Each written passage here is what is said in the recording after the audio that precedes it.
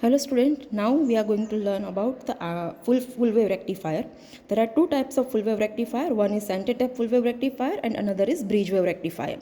So you can see over here that here I am shown the diagram of the center tap full wave rectifier where a transformer is given for the source and two diodes are connected to the two ends of the step down port, that is D1 and D2.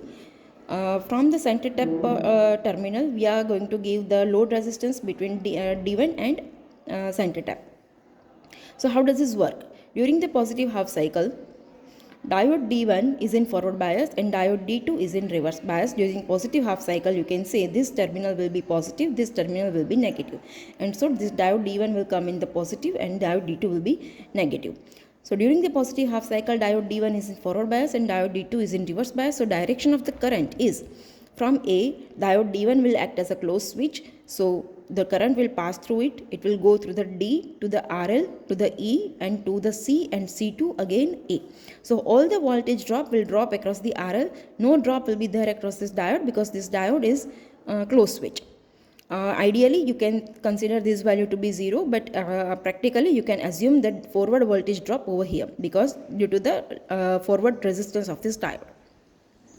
So you can see you will get some the output same as the input in your RL.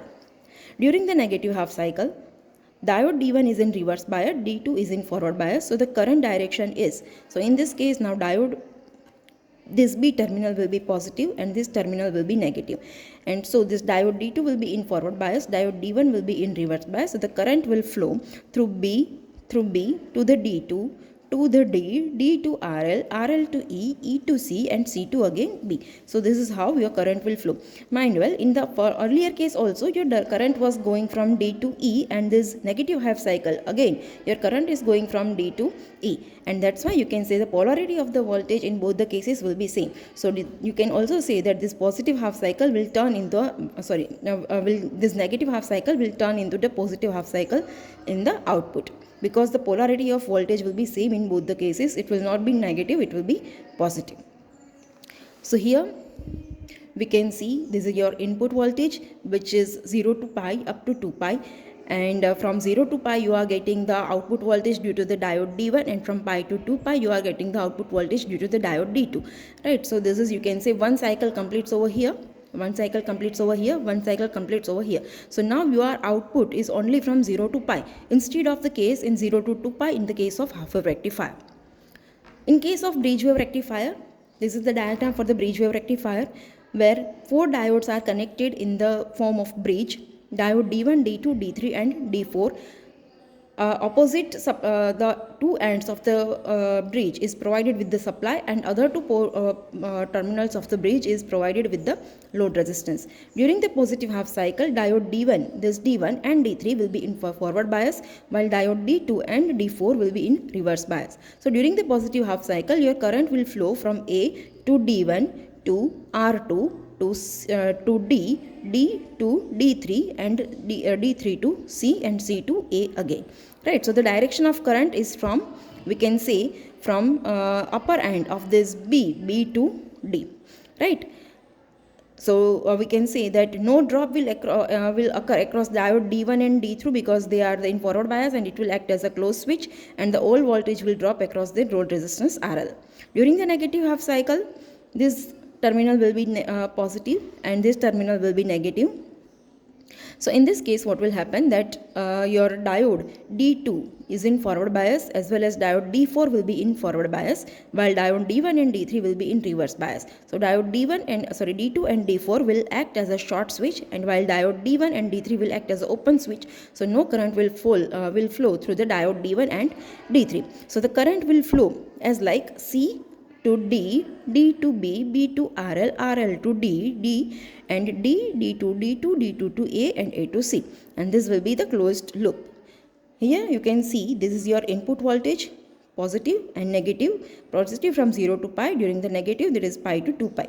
During the positive half cycle, you are getting the voltage due to the diode D1 and D3, while during the negative half cycle you are getting the voltage due to the diode D4 and D2. As we can see that here the direction of current in both the cases during the positive half cycle and during the negative half cycle remains same.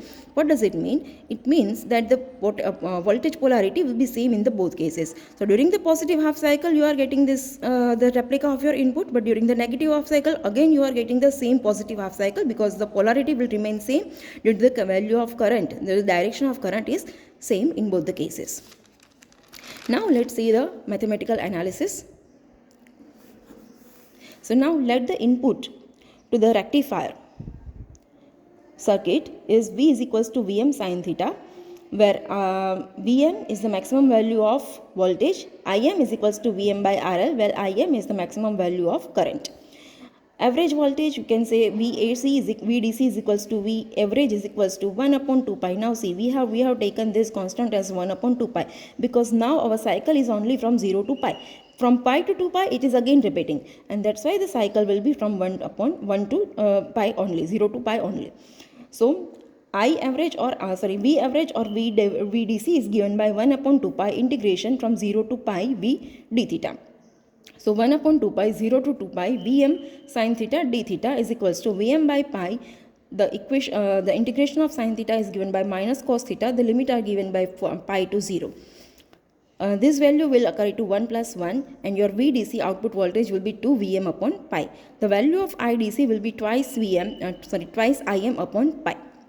VRMS. How to find out the RMS value? For the RMS value, what you will have to take is first you are going to do the square, then you are going to take the average, and then you are going to divide it by pi, take the average, right, to find the mean, right, and finally to find the root value we will give the under root to the VRMS square value.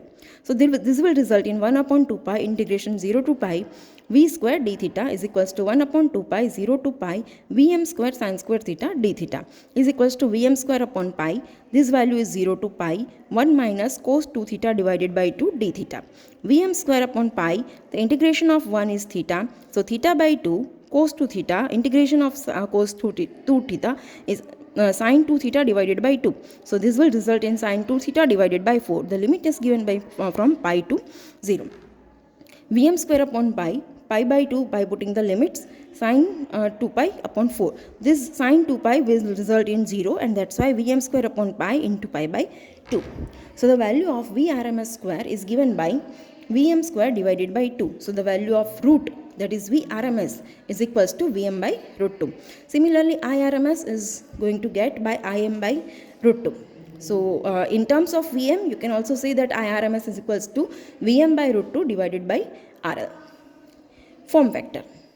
It is the RMS value divided by average value. You can define the form factor as it is the ratio of RMS value to the average value, that is equals to Vm by root 2 divided by twice Vm upon pi.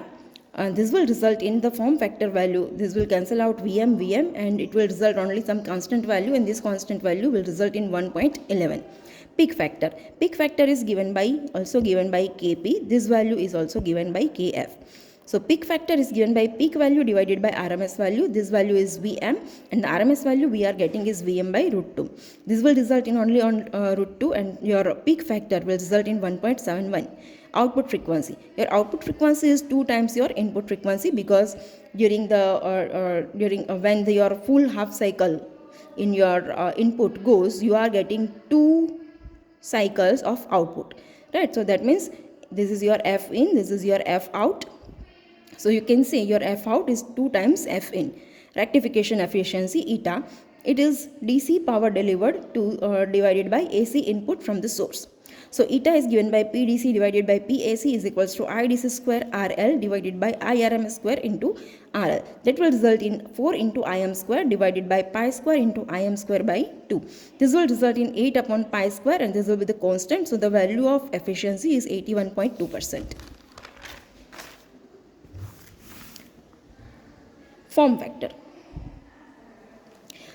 Ripple factor. Ripple factor is given by the ratio of AC value to the DC value. Now this value we have again find out in our half wave rectifier, that it is under root kf square minus 1. So the value of kf in our case is 1.11 whole square minus 1, and this will result into 0.482. Transformer utilization factor TUF is given by power delivered to the load to the average rating of the transformer. So IDC square into RL divided by VS RMS into IRMS. Now mind well that in the case or in the earlier case IRMS, your current was flowing only from 0 to pi, from the 0 to 2 pi range. But in this case, you in the full half cycle you are getting the value of current, right? And that's why you are getting this value Im by root 2. We are not going to take Im by 2. So here 2 Im square divided by 2 Im divided by pi whole square into RL divided by Vm by root 2 into Im by root 2. So putting this value, you will this will result into 8 upon pi square, and this is the constant factor, that is TUF is equals to 0.812. Now okay, so that is all for the full wave rectifier.